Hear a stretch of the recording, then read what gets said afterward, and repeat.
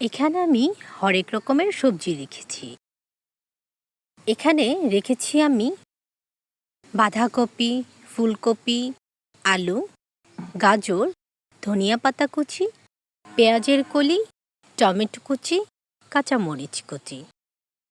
আজকে আমি সবজি দিয়েই নুডলস রান্না করব। এখানে মাংস দিব না, শুধু সবজি দিয়েই রান্না করব। সবজি দিয়ে নুডলস রান্না করলে মাংসর দরকার হয় না, আর যদি নুডলস মাংস দিয়ে রান্না করে তাহলে সবজির দরকার হয় না। তো এখানে আমি কোকোলা নুডলস নিয়েছি 4 প্যাকেট, আর 4টে ডিম, সে সাথে স্বাদে ম্যাজিক মশলা। নুডলসগুলোকে এখন আমি ভেঙে নিলাম। এবার এই সবজিগুলো এক এক করে সেদ্ধ বসিয়ে দিচ্ছি। সব সবজি একসাথে সেদ্ধ করে নেব। দিয়ে দিলাম অল্প পরিমাণের লবণ। সবজিগুলোকে আমি 80% মতো সেদ্ধ করে নিয়েছি। এবার চুলাতে পানির মধ্যে সামান্য পরিমাণ তেল দিয়ে দিয়েছি। পানিটা বলক আসতে আসতে এখানে আমি ডিমগুলো একসাথে মিশিয়ে নিচ্ছি। পানির মধ্যে তেল দেওয়ার কারণ নুডলসগুলো কিন্তু সেদ্ধ করলে নুডলসটা আর গলে যাবে না। তাই নুডলস সেদ্ধ করার জন্য যেই পানিটা আমি বসিয়েছি সামান্য পরিমাণের তেল দিয়ে নিয়েছি। তো কোকোলা নুডলস কার কার খেতে ভালো লাগে অবশ্যই কিন্তু কমেন্ট করে জানাবেন। সবজি দিয়ে নুডলস রান্না করলেও খেতে বেশ দারুণ লাগে, আবার মাংস দিয়ে রান্না করলেও কিন্তু নুডলস খেতে ভালোই লাগে। তো এখন আমার ডিমগুলো কিন্তু মেশানো হয়ে গেছে।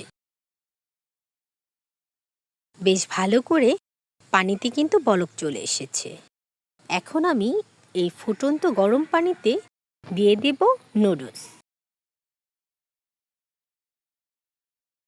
এই নুডলসগুলো এখন আমি সেদ্ধ করে নেব।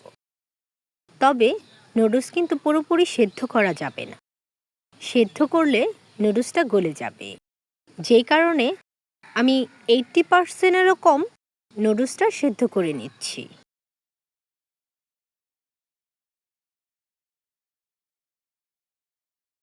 নুডলস সেদ্ধ হতে কিন্তু বেশি একটা সময় লাগে না। তো কার কার ভালো লাগে কমেন্ট করে জানাবেন। সবার কমেন্টের অপেক্ষায় রইলাম। আমার কাছে কিন্তু নুডলস খেতে বেশ ভালো লাগে। তো কথা বলতে বলতে আমার নুডলসগুলো সেদ্ধ হয়ে গেছে। এখন আমি এই নুডলসগুলো পানি ঝরিয়ে নেব।